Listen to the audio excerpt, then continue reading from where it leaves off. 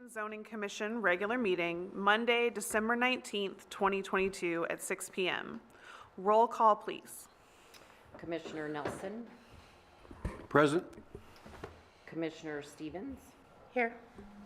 Commissioner Glasscock, Here. Commissioner Kling, Present. Vice Chairman Garrison, Present. Chairwoman Maston. Here. Thank you very much.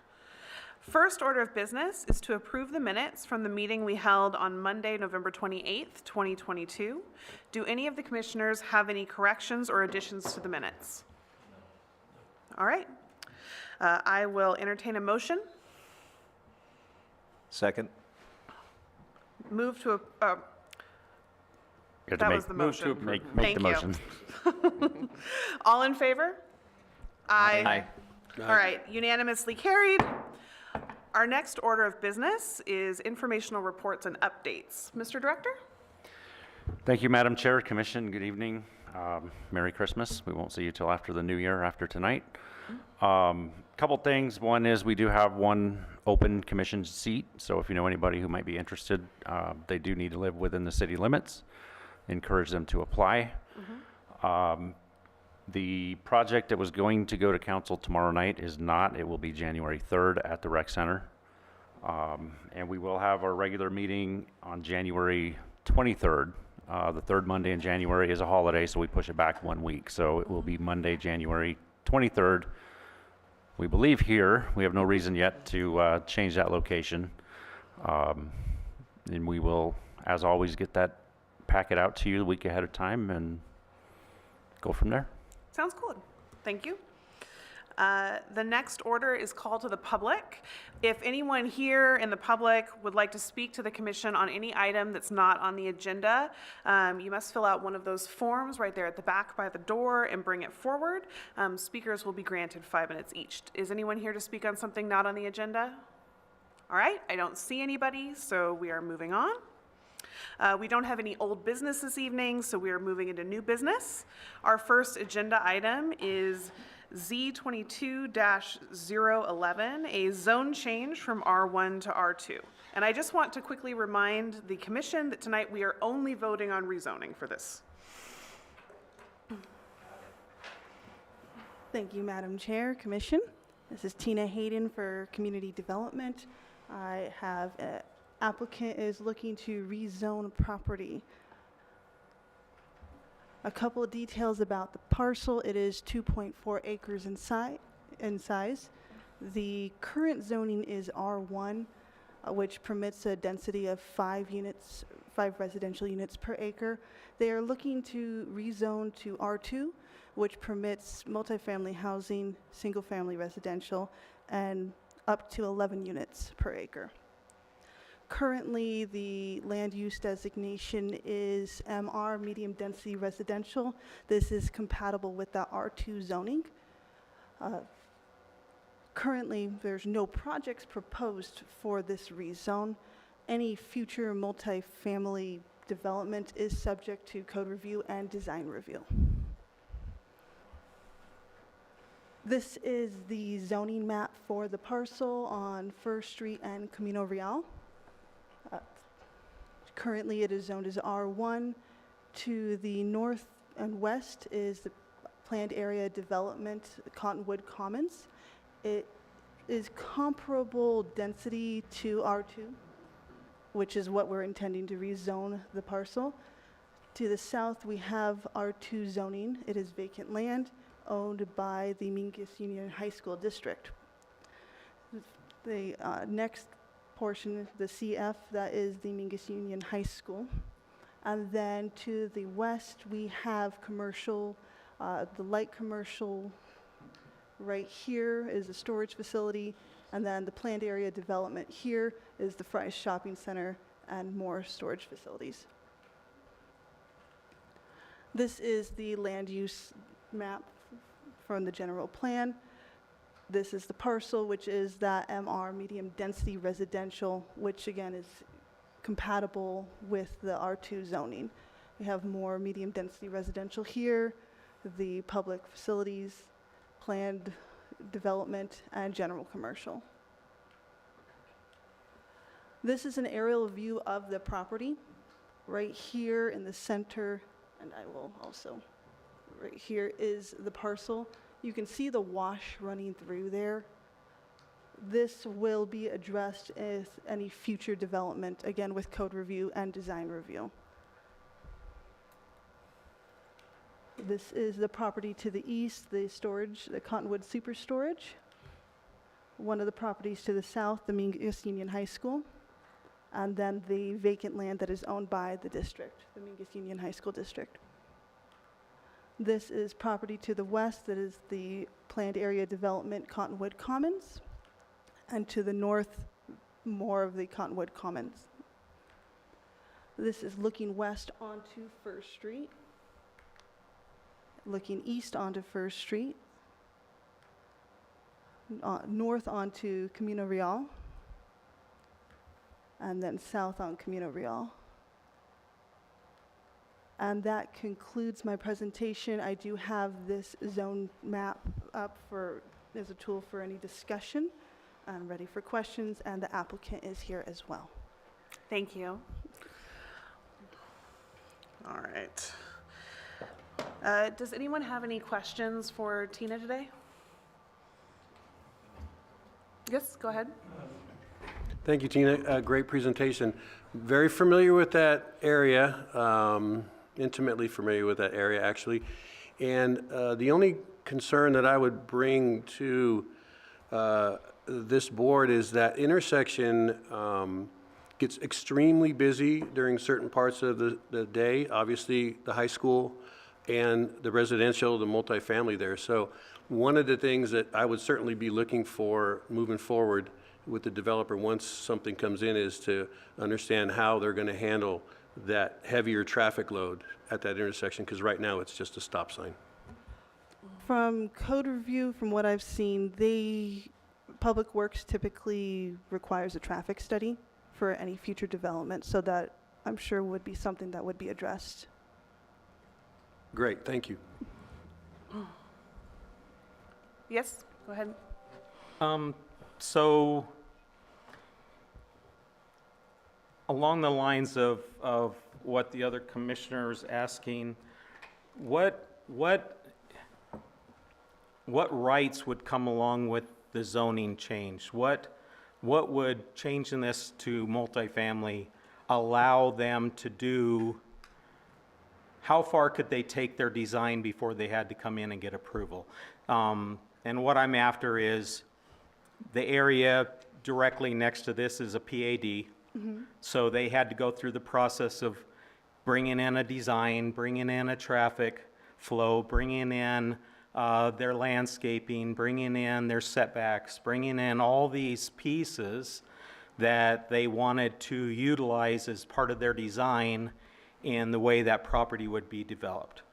If we were to make this, if this zone change was to go through and this became multifamily, how many of those restrictions would be lifted from their design before we would have to see it? How far could they take their design before we would have another chance to discuss their layout, how it affected the neighbors, how it affected traffic, how it affected the flood, how it affected the landscaping? Does that make sense, what I'm asking? Vice Chair, just to clarify, there is no design at this time.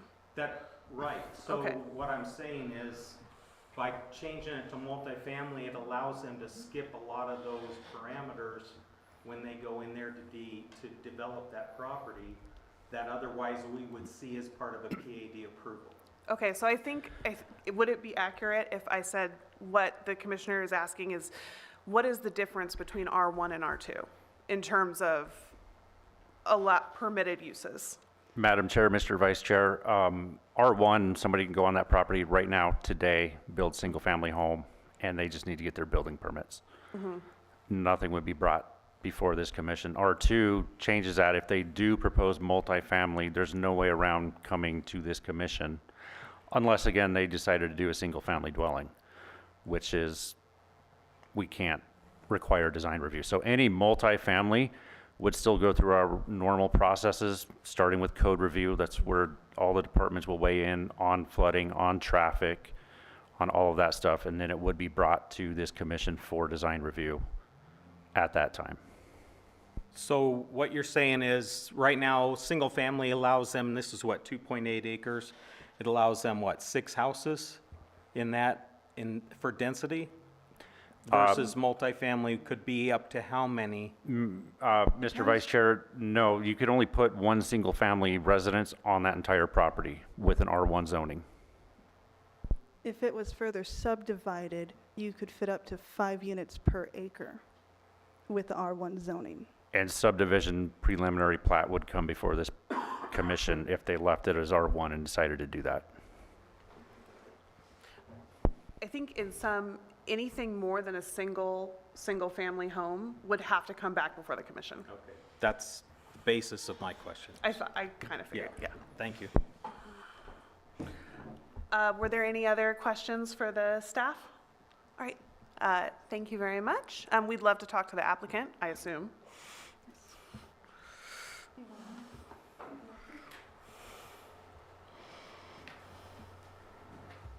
Hello, could you please state your name for the record? Lauren Hedrick. Thank you for coming this evening. Commissioners, do you have any questions for the applicants? I do. I figured. So, if I read this right, the only reason you're coming in asking for a zone change is to sell the property, right? You have Correct. absolutely no plans whatsoever. No, I was the agent involved about 20 years ago when they bought the property. And when they looked at it, their concern at that time was the zone change. We met with planning, zoning, traffic, fire, everybody in a meeting 20 years ago. And we assured them that they would cooperate with the city would cooperate with a zone change. In the meantime, the city plan has that designated as R2. And so all we're doing is we're falling right in line with what the city has in plan for that lot. Okay. And just to go back to the reference right here, that PAD is R2 zoning too. That's a PAD is part of under a R2 zoning.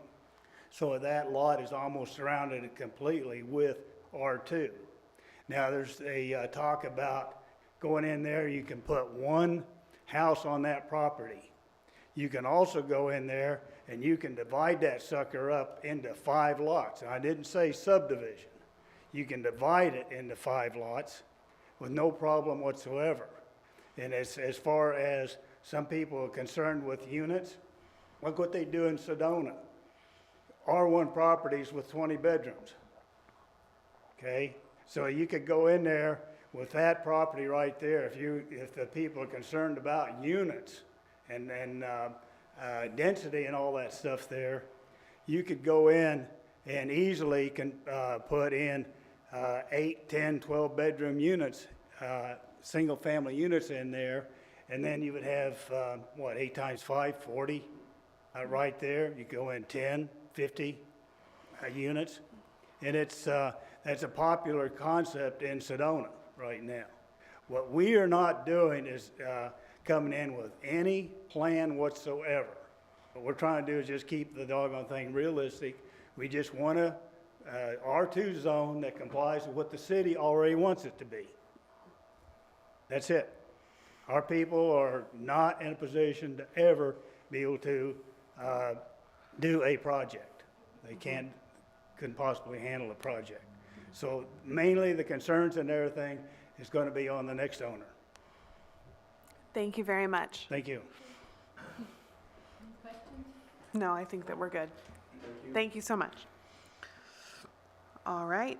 Is there anyone from the public that would like to speak on this project? I don't see anyone coming. Oh, sorry. Talk too fast. Please introduce yourself for the record. My name's Dean Gardner. I'm a resident of Cottonwood Commons.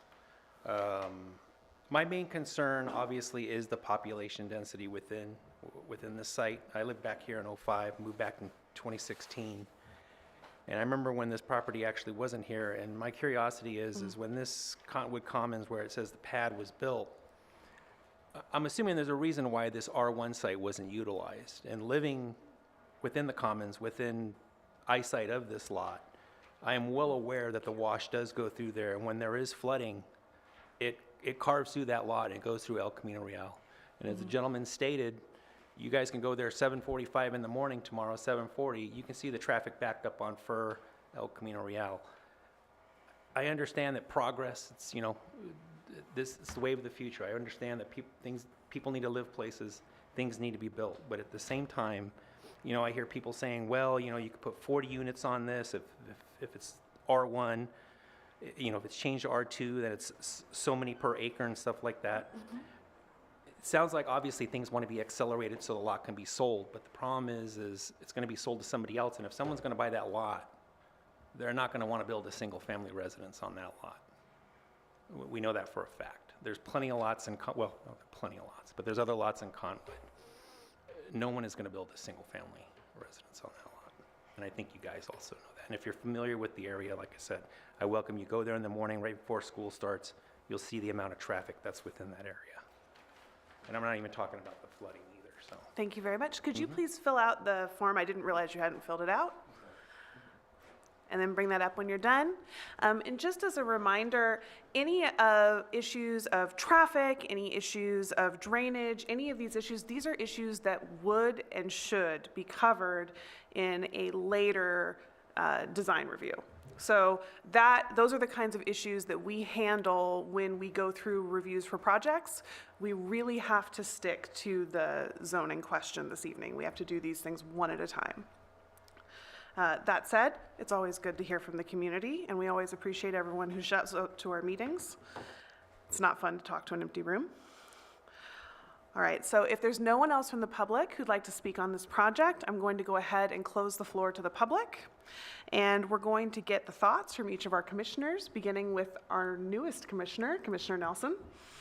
And sir, I appreciate you coming in and talking to us this evening. Like I said, I'm right around the corner from that intersection. I walk it a lot. I hear what you're saying. The drainage issue is second to the traffic, if I may. And I think as we move forward with the process, which I'm still learning of, but we are definitely going to look at those things and make sure that we can do everything we possibly can to mitigate the concerns that you have.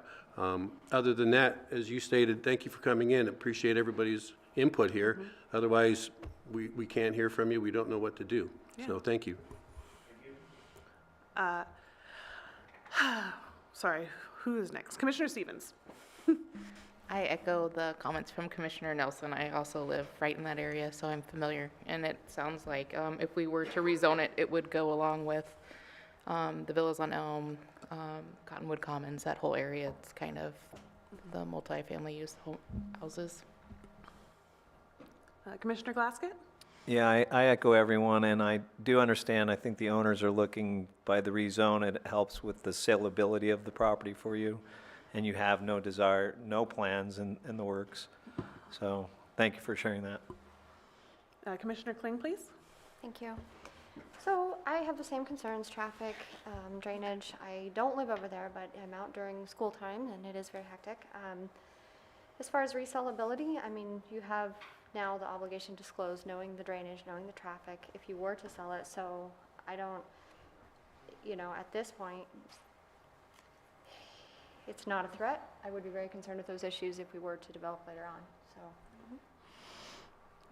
so. Vice Chair. So my biggest concern when I was looking this over was what entitlements would come with the zone change. And you basically answered those questions. It sounds like there will be entitlements, but at the end of the day, no matter what they choose to do, whoever buys this and designs the future use would have to come back through the system with their design, which would allow us at that point to determine whether it functions with the neighborhood, because I'm worried about flooding. Half that lot is wasted to flooding. There's no way around that. The road, the only reason Fur even works during a flood is because it was put in box culverts. Otherwise, that got shut down every year because there was so much water going through there you couldn't drive. That all still empties out on Camino Real, and Camino Real's a mess. It pushes their single access will be all the way down at the very northwest or northeast corner of that parcel. So as long as, I guess, we have the ability to hear this again and help alleviate the concerns of the neighbors about things getting pushed up close to their residence, and it's a design that works with all of the issues the other commissioners have already stated, I guess I really don't have too much of an issue with it after all. So. Thank you very much, Vice Chair. So I really approach this, not to beat a dead horse, as a zoning problem. And when I look at this, I try to, as much as possible, not think about the development, knowing that this commission would cover it in future deliberations, regardless of what's put on that plot, unless it's a single-family home, in which case we really have no business. So I look at this and I see the planned area development immediately abutting it. I see the R2 directly across the road. There are so many times when we as a commission are looking at these little weird pockets of zoning and fixing them. And this is not such a small pocket, but I think it falls into that category of one of the things that makes zoning efficient is having similar zones surround each other. And I believe that it just makes sense for us to switch this from R1 to R2, given its immediate surroundings. So from a zoning aspect, I am in favor of this decision. Wow, that was really cool. I didn't know I could do that. I know, that was neat. So I believe that we're ready to entertain a motion, Mr. Vice Chair. I move to recommend approval to the City Council for Z22-011, to change the zoning classification from R1 single-family residential zone to R2 single-family multifamily residential zone for a parcel approximately 2.4 acres in size, located on the northwest corner of South Camino Real and East Fur Street, approximately 1,500 feet west of Highway 260 at 1798 East Fur Street. Do I have a second? I'll second. Thank you. All right, roll call vote, please. Commissioner Nelson, Approved? Commissioner Stevens, Yes. Commissioner Glasscock, Yes. Commissioner Kling, Approve. Chairman Garrison, Approve. and Chairwoman Maston. Approve. Unanimously carried. Thank you very much. Good luck. The next agenda item is a request for a conditional use permit for an unoccupied public utility building. Thank you, Madam Chair, Commission. Tina Hayden for Community Development with the lift station number 2 application, or conditional use permit application. Tina, can you get closer to the mic? Yes. Sorry. Okay. The project details, the lift station will feature a triplex pump system. It will have 3 pumps. There will be 1 main pump and then 2 backup pumps. There will be odor control equipment, a wireless communication tower with a SCADA alarm system that is for off-site monitoring, a 6-foot-tall perimeter fence surrounding the entire site, and then an access road from East Mingus Avenue. The reason I'm presenting today is to get conditional use permit approval for 2 items. The first is the unoccupied public utility building in the AR20 zone. This is a conditional use per section 412.C4. The second item that we're looking to get approval for is the modification of property development standards. The entire parcel is 1 acre in size. That's 43,560 square feet. For the AR20 zone, the minimum lot area is 20,000 square feet. The lift station parcel is actually going to be divided from the entire acre and would be approximately 11,280 square feet, which is under that minimum 20,000 square feet. That is what the property development modification we are trying to get is to approve a parcel that is less than 20,000 square feet. The remaining portion of the parcel that the county owns that is not being sold to the city is 32,000 square feet approximately, and that is still in compliance with the AR 20,000 square feet.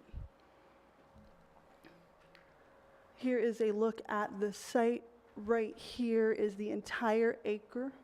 We have county land here, and then we have city, which is all AR 20 zoning surrounding this. This little red box that popped up right here, show right there, is the current lift station. There is residential surrounding it. It is less than 5 feet away from the nearest residence. And just to add to that, it's 5 feet to the wall of the residence. It's close. And Sorry, Tina. to add on to that, the lift station is dealing with sewage. I'm sorry if I did not specify that beforehand. The larger red rectangle here is the proposed site for the lift station. The reason we are moving, this area will be decommissioned, and we are moving here to upgrade parts and expand. I have a question. When you say decommissioned, is there a reason you have to, or can it be used as a backup if necessary as a lift station, since it's right in the vicinity of the future one? I have Tom Whitmer here. He can, if you want him to answer that question now, he can talk about why it's being decommissioned and not used. Hi, Tom. Please introduce yourself for the record. Yeah, I'm Tom Whitmer. I'm the Utilities Director for the City of Cottonwood. Oh, my question is what? Sorry. Decommissioning it is if it can be used as a backup for future reference. I don't know much about lift stations, so I'm just asking a question. From a monetary standpoint, I could see a brand new one not having a backup. The backup in lift stations isn't is not another lift station. It is redundancies in the pumps.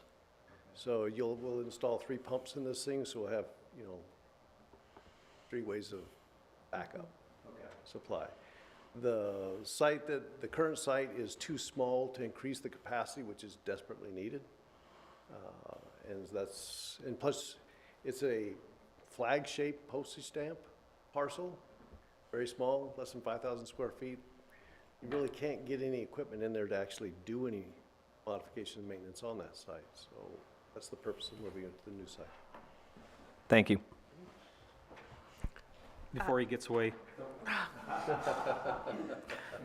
So, is the city buying that entire shaded, scored piece of property? Or is the city only cutting out the red chunk from that parcel? I think that's a question for Tina. Well, okay, but either way. No, not either way. So I got a question for you, I guess, before. Go ahead, if you can answer that question, that'd be great. As far as I have been told, the red rectangular area is what the city is purchasing from the county. As for access, there will be an access easement. This is where the access road will go towards Mingus. And there will be a utilities easement going through this land under the ditch to 18th Street. Okay, and the reason I'm asking is, back when the sewer system was built, the reason that existing lift station is in the place it is instead of the place you want it is because the Cottonwood ditch runs right between 18th Street and this parcel. Mm-hmm. And the ditch represents flood. So anything to the east of the ditch is in a flood zone. And so what I'm asking, I guess, is, was there intent of the city to raise that entire parcel up to the level of the ditch so that when you put a 6-foot wall in there, it actually is above the flood level instead of in the flood zone? Because I've seen water all the way to the ditch. 2 things. First, the perimeter around that location is going to be chain link fence with privacy slats. So it won't be a solid wall. So I thought you said it got a 6-foot concrete wall. So that's even worse, right? So we don't have a dry site. unless you're lifting the entire parcel up out of the flood zone. As far as lifting the parcel, I know that the applicant, the utilities department, is maintaining the site with, there's actually drainage ditches. And the next slide is the site plan. I can show you where they have that water retention basin. They are looking to accommodate and mitigate any flooding issues. But a ditch doesn't do any good when it's underwater. Vice Chair, I want us to have this conversation. I see shaking heads, and so I mean, there's two people Yeah. asking, I'm asking the question, so maybe Mr. Whitmer has an idea of how to deal with that situation that I'm concerned about. Madam Chair, Mr. Vice Chair. Yes, it's being engineered as we speak, and flooding is, the flood zone that in that area there is being taken into consideration. If it needs to be elevated up, it will be.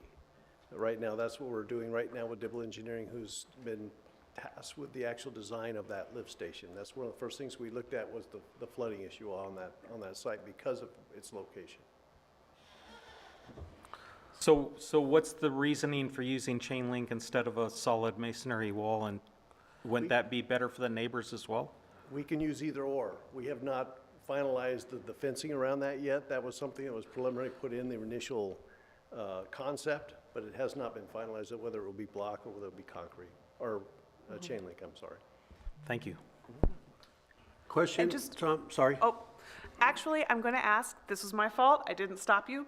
I'm going to ask that we let staff complete the presentation before we ask questions, just because I believe that some questions might be answered by the presentation. So let's let Tina finish her presentation, and then we will ask our questions. Okay. I know. Actually, I am just going to go right to the next slide here. This is the site plan. We have Mingus Avenue here, 18th Street here. For right here is Mingus Avenue and 18th Street right here.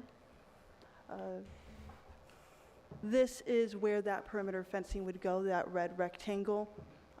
All of these piping right here would run under Cottonwood Ditch to 18th Street. And again, piping here to 18th Street. The next item is this little green box. This is the unoccupied public utility building that we are looking for conditional use permit approval for. It is a 12-foot tall building. Its length and width is 16 by 12 feet, and it will be used for electrical housing and controls. And occasionally will be accessed for maintenance. The next item, highlighted in blue, is the triplex pump system, the well and the pump. It has the 3 pumps. Again, 1 will be main, 2 will be backup redundancies. The area highlighted in brown there is the odor control unit that I had mentioned before. And then the last item I wanted to draw attention to here in purple is the wireless communications tower. This is currently not in compliance with our zoning ordinance. Section 404 for height regulations, it does state that a tower should be built and located in such a way that if it were to fall, it would stay within the property boundaries. That red rectangle is the property boundaries. If it fell to the north or west, it would not be in compliance.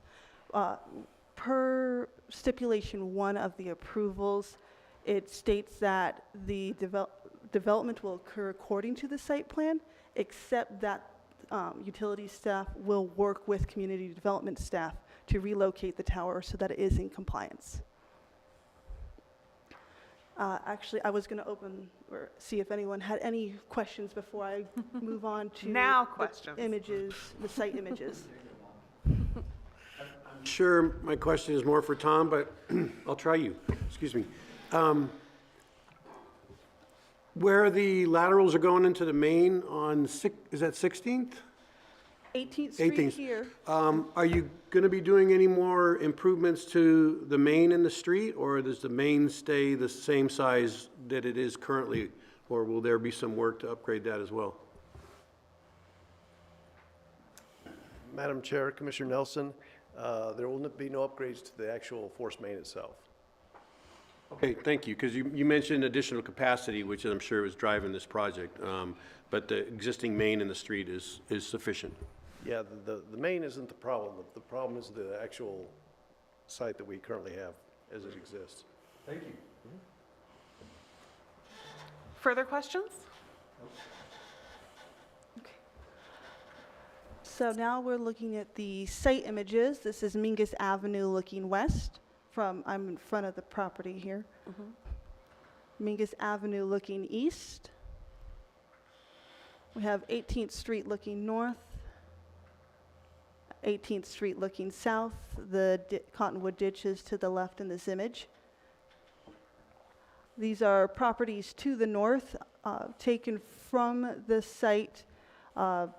This gray pole here and this brown pole here, there is Mingus Avenue right in between those. And again, a gray pole here, wood pole here. Mingus Avenue runs between those. This is the county land looking to the east. It's vacant. Properties to the south and properties to the west. These two arrows are pointing out flags. Those are the endpoints or the southern point of the parcel that's being divided from that 1 acre site. And then it just runs up to this fence line. So that's an idea of how large the parcel will be. And this is the Cottonwood ditch looking south. That little red arrow to the right is highlighting the access road to the current lift station. Again, it's right near the residences there. In order to approve a conditional use permit, there are 3 required findings that must be made by the commission.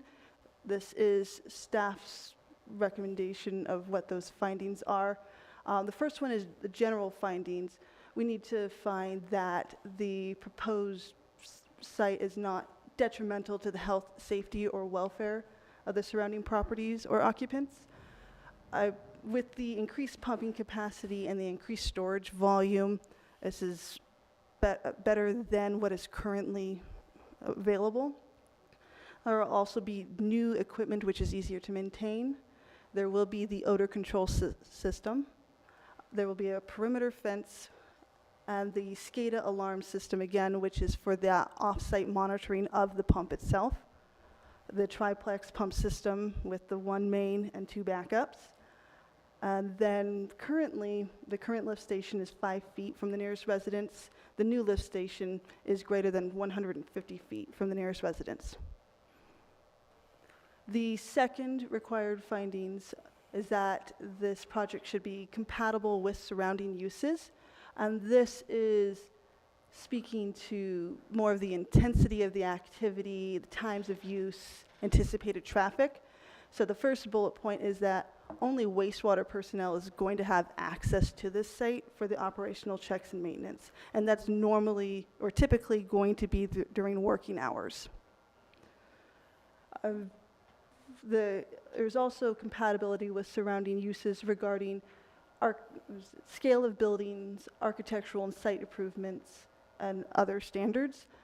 There will be a 6-foot fence surrounding the entire facility. The only 2 structures that will be seen from over that 6-foot fence is the 12-foot tall building for that electrical housing, and then the tower, which at this point we're anticipating 40 to 50 feet. Utility staff is actually working with Dibble to reduce the height of the tower. The third required finding is traffic and circulation. There needs to be adequate access to public streets and highways. There will be a new access road on East Mingus. There is on-site circulation on the site plan, so there will be no backing out onto East Mingus. Again, the only people who will be accessing the site are wastewater personnel for the occasional operational checks and maintenance. The three stipulations that staff recommends, the first one is developed in conformance with the site plan, except for the communications tower, which will work to come into compliance with section 404H8E. The second stipulation is a certificate of zoning compliance will be issued within 24 months. And then the third is that lighting shall comply with section 408 of our zoning ordinance. That is the end of my presentation. I have provided the site plan as a discussion tool, and I am ready for any questions. Thank you very much, Tina. Questions from the commissioners? You mentioned you're going to have two more redundant motors in the system. I'm assuming, even though we're further away from residents currently, that the noise of those new assemblies, if you will, the pumps, are probably going to be less than what we are probably experiencing now, correct? Madam Chair, Commissioner Nelson, the three pumps are set down to 18 feet below grade. So they're in the pit itself, down in the wet well. So there's very little, if any, sound that you can hear from those pumps when they're running. Okay, great, thank you. Any further questions for Tom while he's at the podium? Thank you very much. Any further questions for Tina? All right, we release you. Okay, we close the floor. And now everybody's opinions on the project. Oh, I'm sorry. We open the floor. Is anyone here, would anyone here like to speak to this project? Good watching out. All right, nobody came forward, so I'm going to go ahead and close the floor. I shouldn't make assumptions, though. And we'll just go around and see what all the commissioners think about the project, beginning with Commissioner Nelson. As much as we like to help our community develop projects, we also like to help our staff develop projects. So this sounds like it's an excellent project. Thank you for letting me know about the noise factor. The only other thing I would ask is hours of operation for construction in the city. What are the typical hours of operation when you're doing construction projects for the city? Madam Chair, Commissioner Nelson. Thank you. I don't remember the exact times, but they do change summer versus winter. I believe it's 7 a.m. in the wintertime. Yeah, I because it think gets dark goes- earlier. Yeah, so it is reasonable. We don't usually have complaints on it. So, but we do have them in place. I can send them to you. That's fine. I just want to make sure that the residents in the area are going to know that, you know, the generators aren't going to be going off at 4 or 5 in the morning and stuff, you know, heavy equipment and stuff like that. No. So we'll adhere to that as well. Thank you. Oh, he's back. Madam Chair, Commissioner Nelson, there will be a portable generator on site as backup power because you can't afford to lose power at any lift stations. So there will be generators that could potentially go off if we were to lose power to the site. Okay, thank you. But that's it. Thank you. All right, Commissioner Stevens? I'm for it. If you've ever been to any of the wastewater plants, they actually don't smell that bad here. And then reviewing all of this, it says it's currently for cattle. I think the cattle smell a lot worse than some of our wastewater. So whatever helps the city grow in a way that helps also the residents and doesn't impede them too much. All right, Commissioner Glasscott? Yeah, I concur. I think the residents will be excited to have it off their wall 5 feet from it, so. Commissioner Kling? I mean, it seems like a necessity. We're growing. It only stands to reason that that needs to expand too. So if this is the best site, I'm sure you've pinpointed that, then we'll run with it. Vice Chair Garrison? Yeah, after all the answers, you know, I'm still concerned about flooding, you know, that site gets elevated. Also concerned that that's a chain link fence instead of a block wall. It would help with visibility, keeping it a little more out of sight for people. It's cleaner looking. Also, if the generator does get used at some point in time, we have the power go down, which happens. It would push the sound up instead of out to the neighbors, so it would also keep it less of an impact for the neighborhood, even though the nearest neighbor is quite a ways away So I think overall it would be worth the extra to have that fenced properly. But otherwise, I don't really have any concerns with it. I think it's a great addition to the existing structure, the existing facility. So, you know, anything they can do to make it better will be good. It's a lot of work. My feelings on this, I'm just here for the residents that are 5 feet away from the existing station. I just think that if that was me, I would want this to go up post haste. So I am in favor of this. I think that it's smart growth. It's limiting the amount of money we're spending on, you know, rerouting pipes and stuff. So that's good. That's not really our purview here at the commission, but I try to be thoughtful. And I think that the rest of my commissioners have kind of covered it. So for the most part, I think this is really good. Just to double check, Tina, the plans are still being finalized for this. So the fencing is still sort of up in the air, or it's finalized? It's still up in the air, and that's what you I can thought. add a stipulation if you like. Okay. Why don't we add a stipulation, let's not over specify, but solid? Okay. Some kind of venting at the bottom. Yeah, Lock and water don't get. I keep doing it. The vents Mm-hmm. at the bottom, if you did something like that. I mean, I agree it should be blocked, but. I think if we just say that it has to be solid, and I think that there's an understanding there that it can be, that they can figure out drainage. We have engineers on this. Tom, you were here when Marty Weston, if I remember right, built the house that the chairman is so concerned with, and it's my belief that that house was built after the sewer station was put in, not before. Truly? Madam Chair, Vice Chair, that's correct. It was built before. A bold move. Yeah, and just so you're aware, the plans are at 60% is where they're at right now. So Okay. we've not finalized anything on the plans. They're still evolving. Would adding a stipulation about a solid wall cause any hiccups for you? No. Okay. We've had that discussion already. We just threw it in just as a placeholder. Okay, then we will do that. Right. All right, thank you. Thank you very much. Can you go ahead and write that? Like on the Yeah, fly? I'll add it on the fly, yeah. Yeah, okay. All right, then we have all spoken. Is there anyone, last chance, anyone else want to talk about this? All right, I am closing the floor. And I think we're ready to entertain a motion, Mr. Vice Chair. Move to approve CUP 22-004 to allow an unoccupied public utility building and to modify the required minimum lot area for a lift station subject to the following stipulations. Number one, the project shall be developed in conformance with the site plan and letter of intent submitted with this application reviewed by the Planning and Zoning Commission on December 19th, 2022, except that the communication tower shall be relocated in order to comply with section 404.H.8.E of the zoning ordinance. Number two, a certificate of zoning compliance documenting the completion of conditions shall be issued within 24 months of the date, from the date of this approval. Number three, any installed lighting shall comply with section 408 of the zoning ordinance. And number four, the wall surrounding this parcel shall be solid.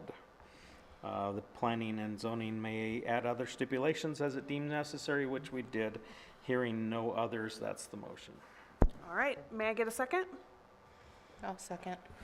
Thank you. Roll call vote, please. Commissioner Nelson, Yes. Commissioner Stevens, Yes. Commissioner Glasscock, Yes. Commissioner Kling, Yes. Vice Chairman Garrison, Yes. Chairwoman Maston. Yes. All right, unanimously carried. Congratulations, everyone. All right, we have one discussion item up on the agenda today regarding housing affordability, and we have Shannon Boone with us. She is our housing manager.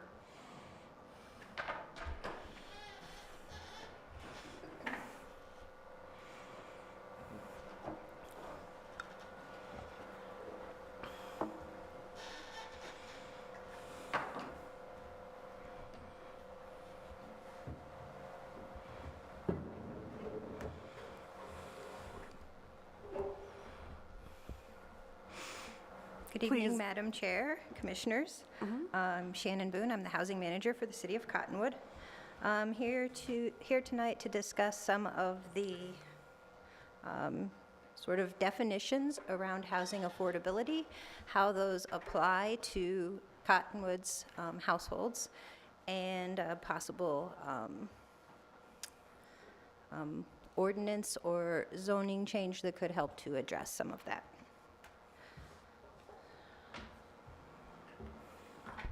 So I just wanted to start out with a really easy definition, the definition of affordable housing.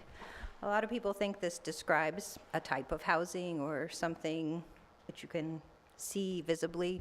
Really, affordable housing just means that the housing costs no more than 30% of the incomes earned by those who live in that household. So the goal is that everyone has affordable housing, not just people of certain income ranges, but the whole community. The second definition, which is kind of important to understand everything from here on out, is the median income. So the median income is the income earned by a given household where half the homes in the area earn more and half the homes earn less. So it's the the middle household of all of them. This is the distribution of Cottonwood household incomes. So the median household income in the city of Cottonwood is $39,437, which means half of households, not people, but households, half of households in Cottonwood earn less than that, and half earn more. We'll keep coming back to this distribution slide so you can think on it a little more. The third definition then is subsidized housing, which is housing that is built, acquired, or sustained with government funding. And a lot of times when you say subsidized housing, people like to get a little picture in their mind or something, but the reality is it's most of our housing. Fun fact, the largest housing subsidy in the US by far is the mortgage interest deduction. So some of us live in subsidized housing. So then we talk about low-income housing. Typically, that's housing that's affordable to households earning less than 80% of the median income. Here, that's a very large portion of our population. There are about 6,329 households in Cottonwood. I think that was as of the 2021 census update.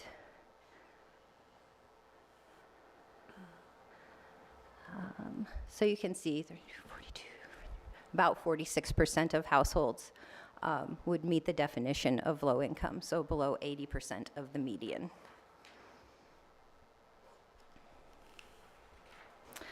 Then when we talk about workforce housing, which started out, I think, as a new term to keep from putting people off with the phrase low-income housing or affordable housing, and really what it did is create a lot of confusion. A lot of folks in the housing world were trying to distinguish between low incomes of people who work and low incomes of people who don't. Anyway, it all got very confusing, I think, over the last few years. And now they're also trying to use attainable housing, which really doesn't mean anything at all. It just means that people can get it, even if they can't afford it. So workforce housing, that intended definition, the way that it would be used by HUD or a federal body would be that it's housing affordable to households earning 80 to 120% of the median income. So workforce housing is actually a very small part in the way the incomes are dispersed here in Cottonwood. So that yellow area, those are kind of the households that meet the definition of workforce housing here. And you can see that that covers, can't see the colors very well in the dark here, but kind of the pink, which is households earning 25 to 35,000, and the orange 35 to 50,000. So our workforce housing is even for folks who are earning less than 50,000 a year as a total household income. And then I threw in Section 8 because so many times people say, oh, so it's just going to be regular housing, not Section 8. And Section 8 really has very little to do with any of this. Section 8 is a voucher program. It doesn't even describe housing. It's simply a voucher that you can get from the federal government, usually via the states or another body. For Yavapai County, the state manages our Section 8 vouchers here. There are very few of them. There's a long waiting list for them. But it's really just a voucher. People can use it in any market rate housing. They could come and rent from any of you or me or anyone with their voucher. So we come back to kind of the same chart, but instead of dividing it up by incomes, I took those incomes and translated them into housing payments. So you can kind of see there all of that area that was affordable and workforce, and then a little sliver more fits into those first three categories on the right-hand side of the chart. It shows us that percent now, a little over 60% of households can afford housing up to $1,250 a month.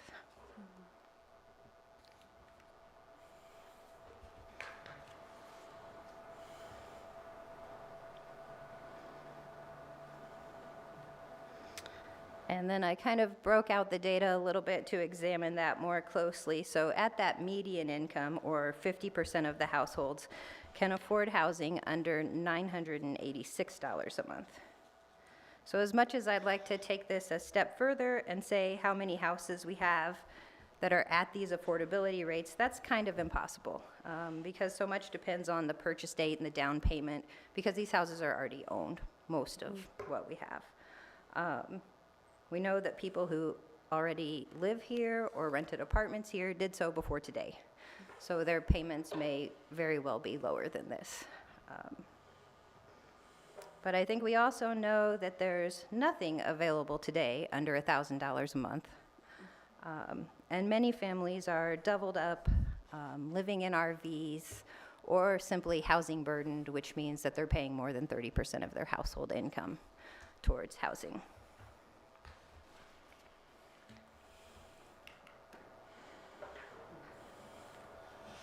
So this chart kind of shows the available housing, both for sale and rental, in red, compared to the households in yellow. And you can see we have about the right number of homes to fit that sort of, is that the, oh, not that one. That one. This one, the 19% of households that are earning, what was it?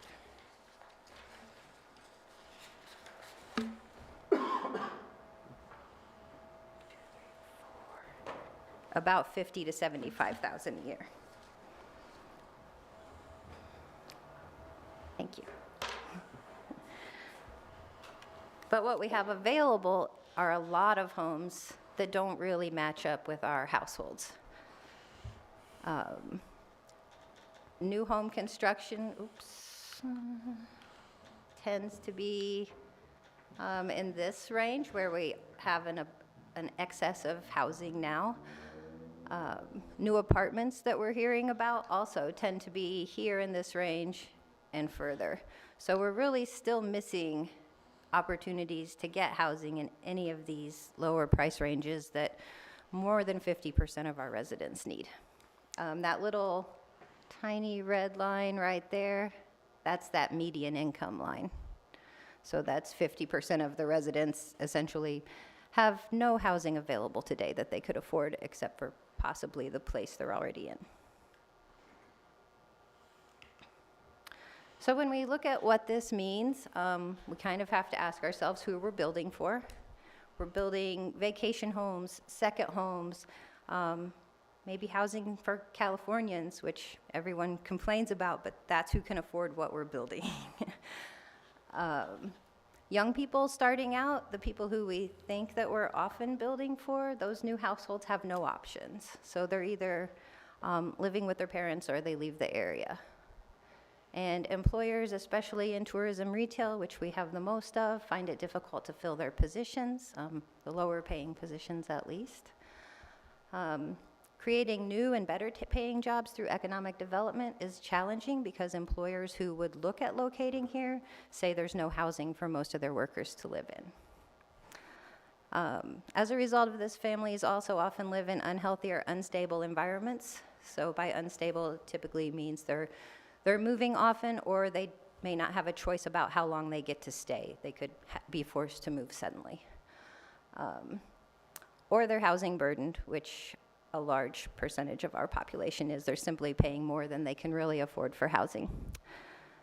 So generationally, this has massive impacts on educational outcomes. There are a lot of studies about children who live in unhealthy and unstable environments, about economic output, so as far as sort of maximizing the capability of our workforce, and then opportunities for residents to give back to their community, because people who are working 2 jobs to be able to afford the housing they're in, or watching other people's children who live in the same house they do while someone else goes to work, and making all of these kinds of concessions, simply don't have time to volunteer after work or coach the soccer team or whatever that might be.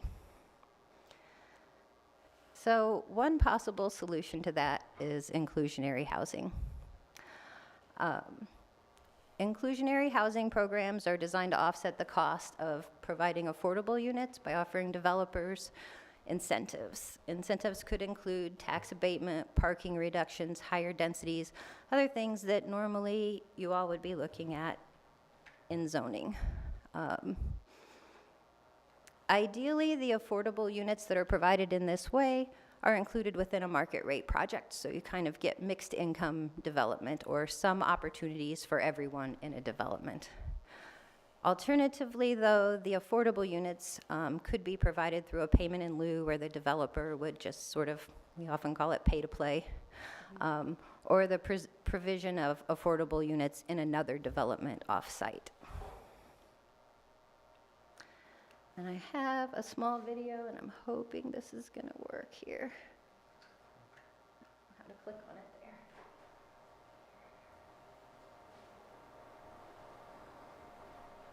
I was thinking this might be a better explanation than I can give. I didn't go right to it. Does anybody know about it? You have to choose internet browser. Go to YouTube. Glasses.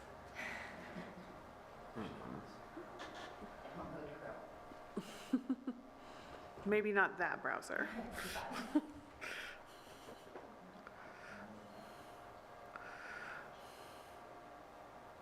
This is a fun guessing game.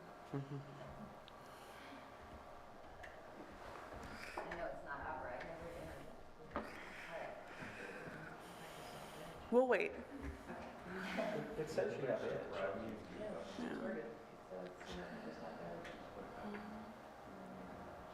just going to play.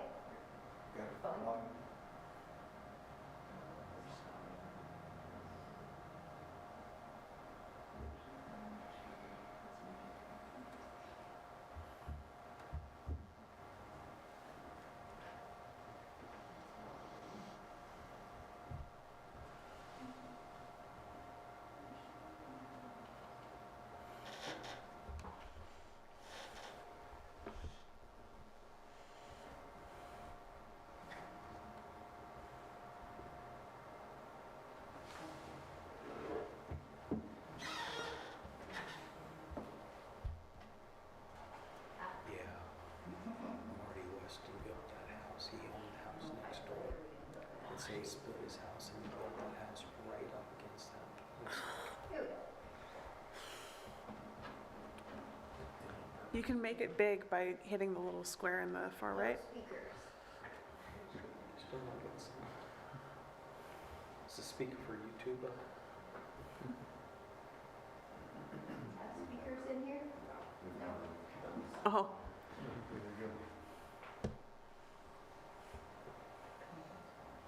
You could hold a microphone up to it.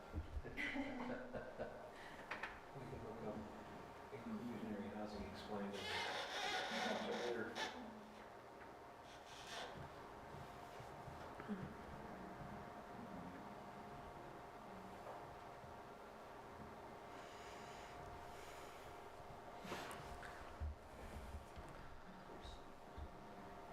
I guess I still hope that the next owner of that house doesn't have the lift station right next to them. For the most part, they'll never know it's there. Yeah, There are times. I know.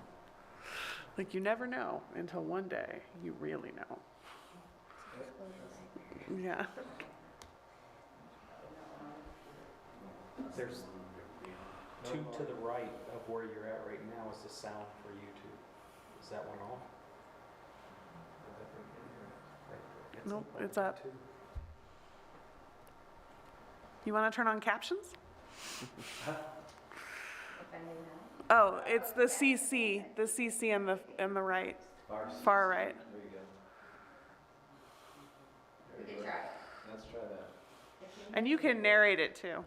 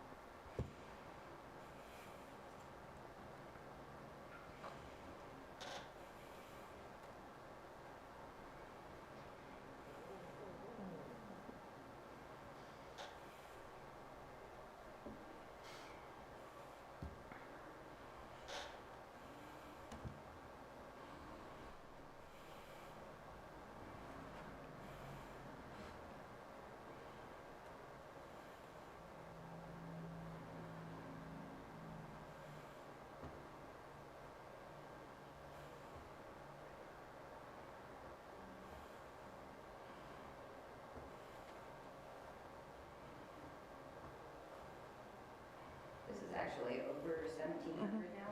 This was made in 2019.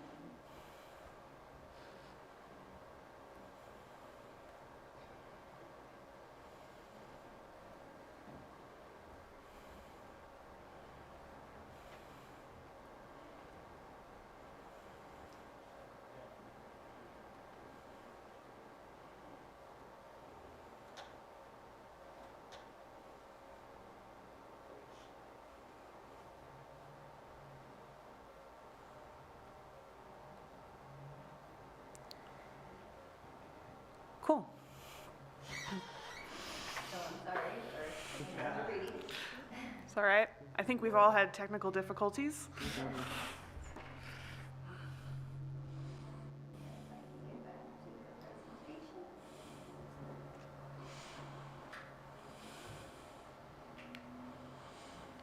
So one thing that we've been working on as staff that I've asked the community development team to help with is designing a policy or program for inclusionary housing. Sedona and Flagstaff both have similar policies. In Sedona, we call it the DIGA. It's Development Incentives and Guidelines for Affordable Housing. So if you've heard us mention at all the DIGA in conversation, that's what we're referring to.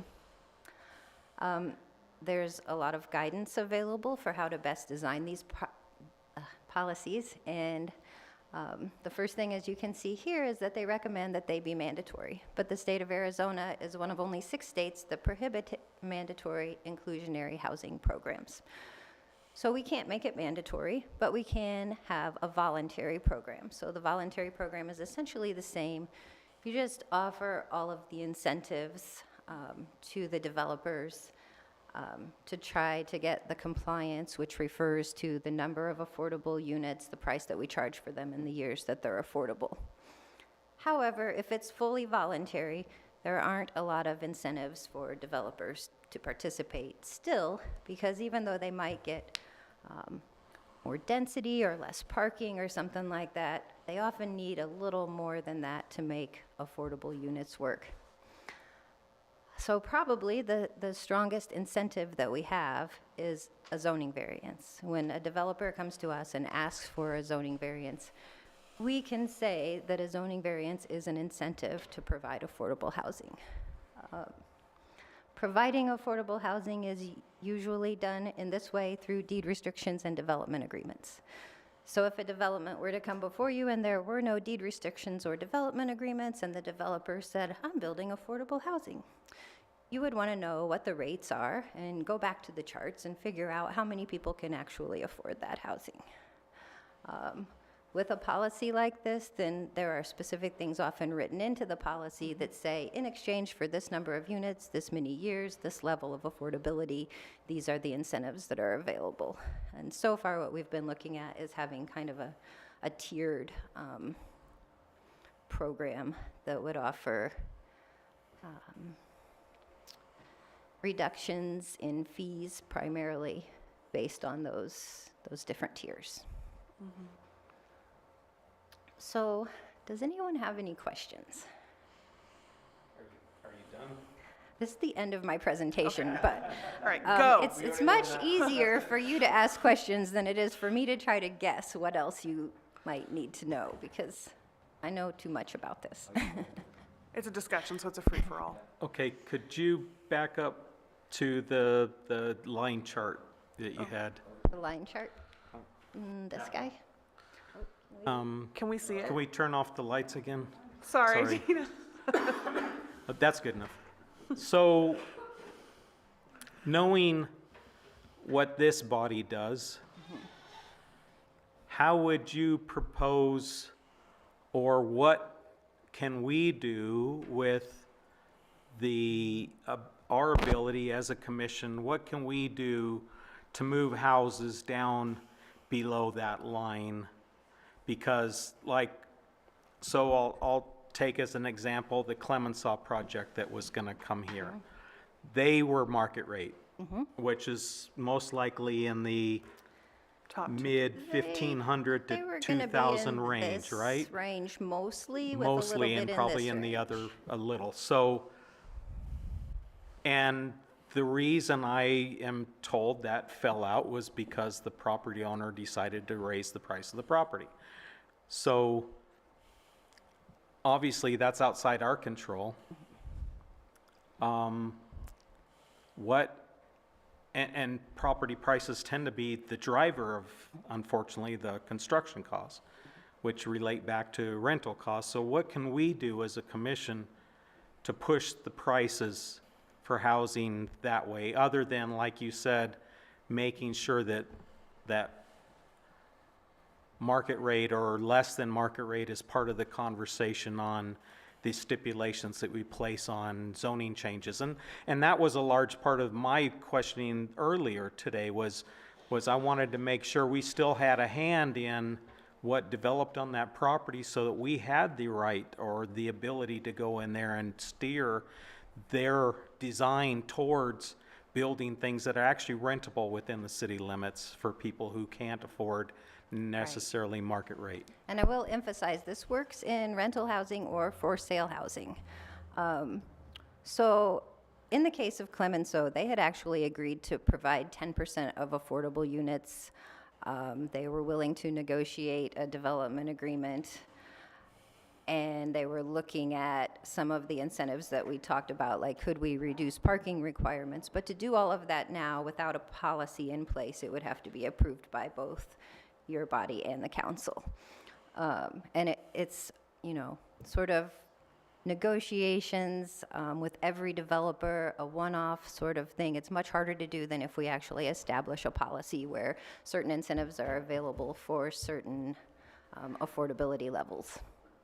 But like I said, Clemenceau had actually agreed, or at least tentatively agreed, to kind of do this compliance in exchange for incentives agreement with a development agreement or potentially a deed restriction.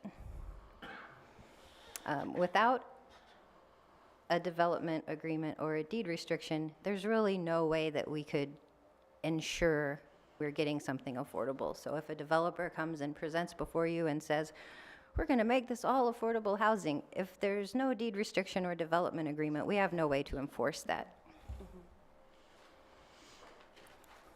So it sounds like what you're saying is that the ideal scenario for creating affordable housing that is not onerous in terms of process is to come up, to basically legislate it, to have a system in place already, which I believe, Mr. Director, would fall on staff to present something to the commission. Yeah, Madam Chair, Commission, as Shannon said, we are working on some draft policy. We're trying to decide where we want to put it. Do we want to make it a policy? Do we want to put it in the zoning ordinance, or a little bit of both? It's something you guys will see in the coming months. So one lesson that we've learned, I think most of you probably know, I have a shared position between the city of Sedona and the city of Cottonwood. One of the things that we've learned in Sedona is that unless some of it is in the zoning code, it doesn't quite work. It can add complications to the process that are unappealing to developers. I think it's desperately needed what you're trying to do here, because I know a lot of people that come from Prescott here to work because there's no affordable housing for them here. And that is a great graph to see, because we've had a lot of people coming in here with development. Oh yeah, it's affordable housing, but that's pie in the sky. Now we have an actual chart to look at, so thank you for that. So you're talking about creating these policies and incentives. And I think you're really going to have to fall more on incentives than policy. I was at the Joint Commission, meeting on housing in Sedona. I listened to their questions. I listened to the presentations. I read the 2 reports that have come out of that commission already. And if anything, they're going to be working towards removing policies and ordinances to open up the market, or open up the process to move these programs and these projects through faster with less hindrance from the government. So, I think while policies are great, I think it may not be realistic in our environment to think that they're going to cover all of our problems. I think, the city has in other areas created incentives in the way of building permit offsets and different fees associated with development to help incentivize the developer to create that housing number. I think there's a lot that needs to be done, and there hasn't been a lot done to this point, so you got a full plate just trying to catch up. But I would be concerned with how far you go in policy, because I think the state is really going to be stepping down hard on policies. So Vice Chairman Garrison, what the state is looking at eliminating are what we've often call exclusionary zoning policies. So zoning policies that we have in place that have resulted in an overbuilding of kind of higher priced single family homes and restricted development of multifamily properties that would be more affordable. And the state is, as you know, probably many of you know, last year, some legislation was put forth that would allow basically greater height everywhere, which didn't make a lot of sense for some of our rural communities especially. So that's why they formed this commission that's really studying those things, and they're learning a lot about exclusionary and inclusionary zoning. So inclusionary policies like this are actually one of the recommendations that you've seen in those reports that have come out of that committee. Commissioner Kling? I just really appreciate these efforts. I mean, I work in this industry and the pain is real with tenants. I represent, owners to investors, and to find a balance between the two to where it can work is really what is needed. And I see that there's effort here. I mean, I hope that we can appeal to more developers, because it is tough to make the numbers work when you subsidize. But we have to. This is not acceptable where we're at. I'm not saying it's a Cottonwood issue, it's nationwide, but as you know. So I just appreciate where this is headed. I hope we can implement something. I often check rentals prior to commission meetings, and I happened to check them today. And as of today, when I checked, there were 15 rentals available. Most of those were single-family homes, and over half of them were over $1,500 a month, and many of them were significantly over $1,500 a month. One of them was $6,000 a month, which for this area, I mean, that's, and it wasn't, I wouldn't be so shocked if I hadn't seen the house. But I think that I agree with Commissioner Kling. This is important. One thing I would like to see from the city is sort of a Goldilocks listing of options to give developers, because I feel like just knowing the psychology of choice, if we give developers, you know, you say, okay, so you can do, you know, nothing and you don't get any incentives, or we have this medium line, which is you do a little and you get some incentives, or you can do a lot and get a lot of incentives. I don't expect most developers will choose to do a lot because that cuts into their bottom line, but rather than just giving them an either or option, you're giving them three. Anytime you give someone three choices, they're much more likely to pick the middle. So I think that we can help our cause a little bit by giving people options. That was probably something you were already thinking of, but I just wanted to say it on the record in case. I think that that could be a valuable tool to help cover some of those lower bases. And I also really appreciate seeing that inclusionary housing screen, because I'm a big believer in that. I'm a big believer in not necessarily having certain income levels in specific areas of the city. I believe that's how you create slums. I think that by mixing different income levels throughout the city, we have a more vibrant population, and it's better for everyone. Sorry, I pontificated a little. I try not to do it. More comments and questions? No? Look forward to seeing what staff is going to bring to us. Yeah. Thank you so much. That was a great presentation, and we really appreciate it.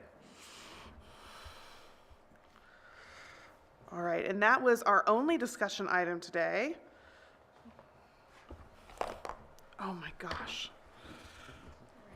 I know, my iPad is having a fight with me, and I don't know why. Are there any suggested topics for future meetings? I'm going to go back to being a broken record. I think we still need to have that meeting with the Historical Commission. I know you guys have been trying to put that together for a long time, but I'll just keep being a broken record. I think it's certainly needed. It is permanently, tentatively on hold. There's no plans to do it anytime soon. If you could join that commission, I think they would. Yeah, we only have 4. We have 3 open seats if you would like to join us. Do you really have 3 open seats right now? 2, I believe. Yeah. It's not off the table, but it's on hold for a while. And per our last meeting, you were going to do something, or is that still obviously in the works about storm? Yep, that's in the drainage? works. Okay. All right, was there anything else for future meetings? Okay, with that, I make a motion to adjourn. Can I get a second? I'll second. Excellent. All in favor? Aye. Aye. Meeting's over. Merry Christmas. Merry Christmas.